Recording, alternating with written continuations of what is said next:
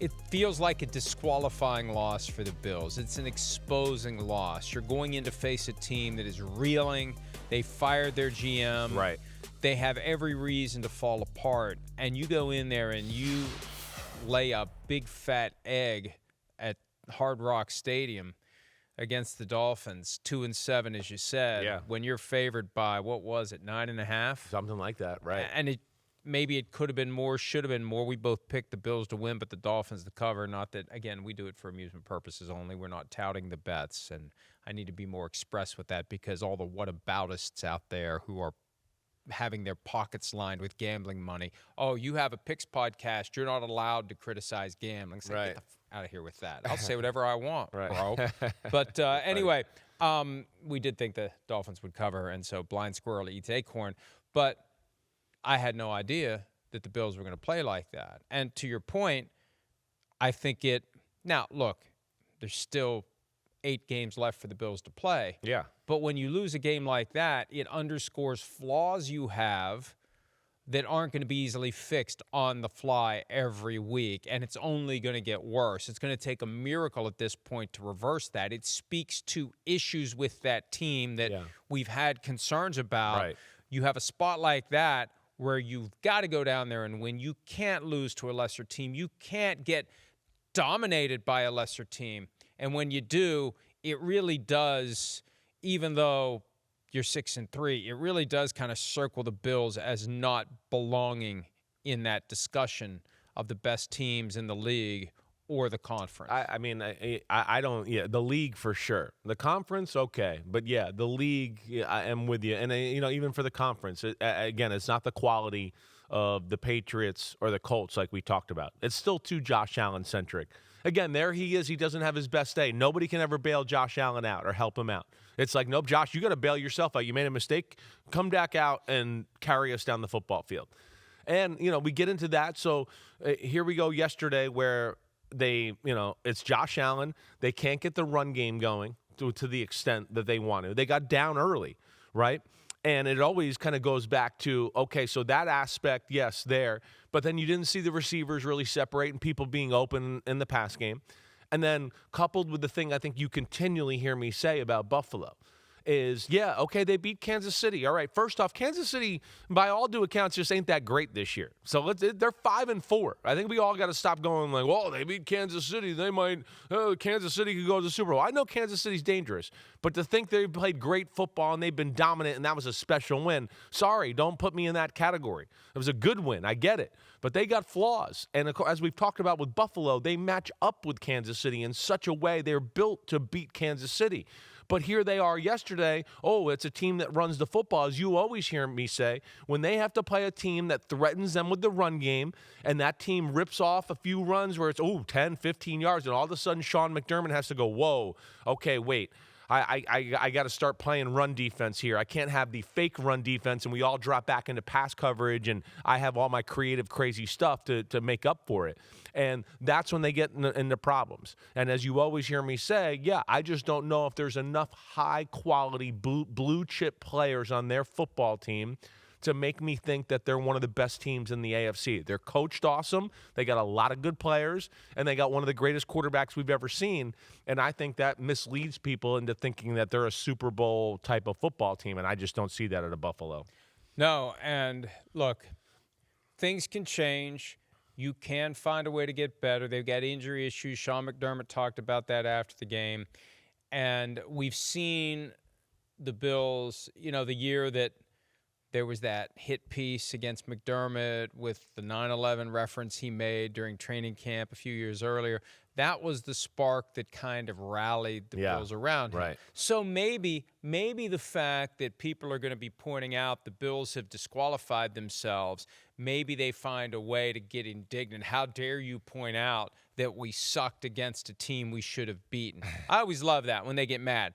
Oh, I can't believe you would have the gall to notice that we were horrible against a team that we easily should have vanquished. But they need something like that to kind of pull them together and give them a spark and try to get whatever the parts they have now come together and achieve. Yeah. But good luck with that because you've got very good teams. And you mentioned the Chiefs. Hey, look, the Chiefs, and we're going to talk about the Texans-Jaguars game. Yeah. I mean, the Chiefs got very lucky the Jaguars lost, after blowing a 29-10 lead, because the way I was looking at it, I think the Jaguars could end up bumping the Chiefs out for the last spot in the playoff field because that fall down, go boom play from 5 weeks ago now.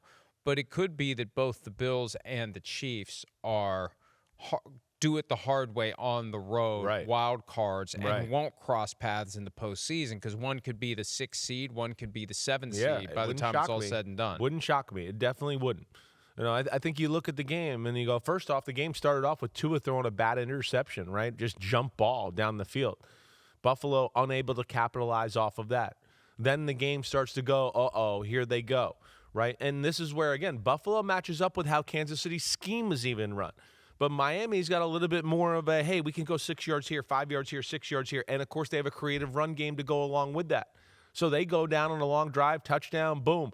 Bills try to answer back. They go for it on 4th and 1 around midfield, right? They don't get it. They give the Miami Dolphins the short field, and they go down and score again and make the game 14-0. 3 plays, 51 yards, boom, he hits Jalen Waddle right on the little slant and go down the right sideline, touchdown. And now it's and the Bills have to play a different style of football. They're not playing from ahead. Now their defense has to worry about, hey, wait, they're going to run the ball and they can run the clock a little bit, right?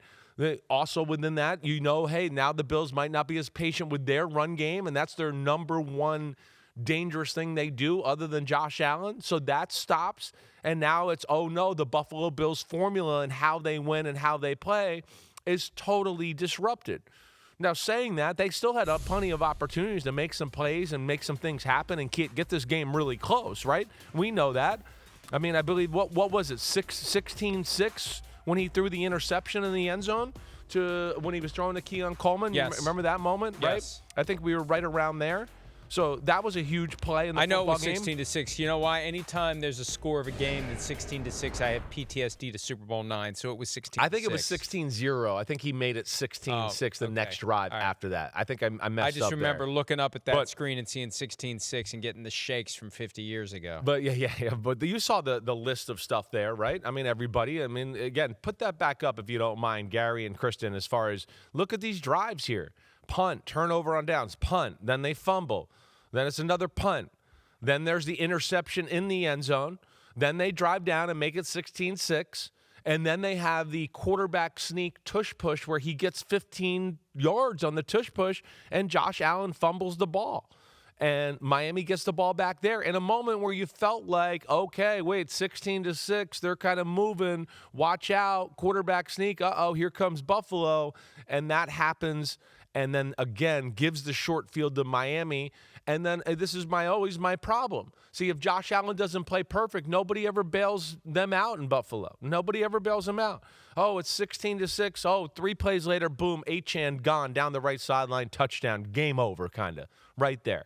And again, those are things that when I say out loud about Buffalo, I go, I don't remember saying things like that about a team that, goes to the Super Bowl or has these type of issues that is a Super Bowl caliber team. And that's where I just look at the Bills and go, yeah, they're a playoff team, but I don't know if I really think they're a Super Bowl caliber team. Well, look, teams that have flaws, they need to be self-aware of those flaws, and they need to take advantage of opportunities to address those flaws. And yet again, what did the Bills do at the trade deadline? Now, they tried, it sounds like, a little bit. Right. They talked to the Dolphins about getting Jalen Waddle. Right. The Dolphins wanted too much. And, it's funny. I got to be careful. I don't want to out any sources. But I believe, based upon some things I heard last week, I believe the Bills are trying to do a little cleanup on aisle 5 by saying the Dolphins wouldn't trade in the division. No, they would. They would. You just didn't get a deal done with them for Jalen Waddle. Right. And the Bills reportedly were interested in Quinnen Williams as well, another in-division trade. And I'm not, look, the idea, we're never going to trade in the division. Well, you may be passing on an opportunity to do a deal that's better for your team. So who cares? Who cares? You're going to be playing other guys anyway. Who cares if you're playing a guy? I think the teams that get caught up in we can't do business with a division rival are teams that fear having the owner who's thinking like a fan say, I can't believe you subjected our team to having to face that guy. that guy that used to be here. Like, they all should be regarded as nameless and faceless. They're the opponent. Yeah. It doesn't matter who they are. Right. What matters is, what are we getting for our asset? How much are we getting? And we're going to turn down more, like the Cowboys did, turn down more from the Eagles for Micah Parsons just because we don't want him to be in Philly. Who cares? Yeah, right. Who cares? Right. If it makes us better, who cares? There's a point where I think you have to acknowledge that. But the Bills, 21, remember, Von Miller was available. Rams got him. OBJ was available. Rams got him. Yeah. And you could argue those two guys were difference makers. Maybe didn't make the difference, but were difference makers in the Super Bowl run. And if the Bills would have had him that year, who knows what would have occurred. I hear what you're saying, and that's the thing that bothers me about Buffalo. That is. I mean, there you go. You look at the Miami Dolphins, and you go, hey, the Miami Dolphins got more than one guy that can – make big plays in a big moment on the offensive side of the ball. I don't know if I feel that way about the Buffalo Bills on the offensive side of the ball. Like I've always said, it's James Cook, it's Josh Allen. That's what it is. But, all in all, yeah, there's questions about Buffalo. And can they fix those things? We'll see. Can they become more stout against the run? I'm not sure. I don't really think so. I mean, so they got some young guys that maybe they can infuse into the lineup at defensive tackle position a little bit more to see if that works. But I don't think it's just going to change all of a sudden. They're going to figure out how to play run defense. There's issues with their football team that way. They are. And I think the other thing, too, just switch gears from Buffalo to Miami, I've got to give Miami some credit. I mean, again, the guys there, they're still playing for Mike McDaniel. And I do appreciate that, right? I mean, Tua hangs in there yesterday. Doesn't have his best day, makes a few mistakes, definitely, but makes a few plays. They managed the game the right way. They played physical on defense. They played physical on offense and brought the fight to Buffalo. And, I think Buffalo kind of went in there going, yeah, we beat the Kansas City Chiefs. We feel good about ourselves. Miami's not that good. And Miami came ready to play and smacked them around a little bit. And consider the Bills' upcoming schedule. They have the Buccaneers, who are going to be a tough team for them. A little more especially if their O-line is healthy. Right. So the Buccaneers come to town next week. Right. Then the Bills go to the Texans, short week Thursday night game. That won't be fun. No, not against that defense. You know what I say about Houston. Yeah. Yeah. That defense can almost win the game by themselves every week. And then the Bills go to Pittsburgh, and we know the Steelers are capable if the right team shows up. We'll be talking about that one coming up here sooner than later. But if the right team shows up, the Steelers can beat pretty much anyone. Then it's the Bengals, then at the Patriots for a rematch of a game that the Patriots won earlier in the year in Buffalo, at the Browns, and then, Eagles on the 28th of December, late afternoon, and then the Jets finish the season. So there are more losses lurking for a team that is 6-3. They are out there. And I don't think 11-6 is crazy. 10-7 is possible. And they may not win that division. They got work to do. They're a game and a half behind the Patriots right now. And the Patriots hold the tiebreaker, and they have to go to New England. And again, they can rally, they can dig deep, whatever cliche they can show you this wanna, clip of you right here. Game to the face. team. They can get their game face like Bobby Knight. I know, it's such a good clip. But at this point, it can change fast, and it's not looking good. Hi, it's Mike Florio. Thanks for watching PFT on YouTube. Hit subscribe for the latest news and analysis from Pro Football Talk.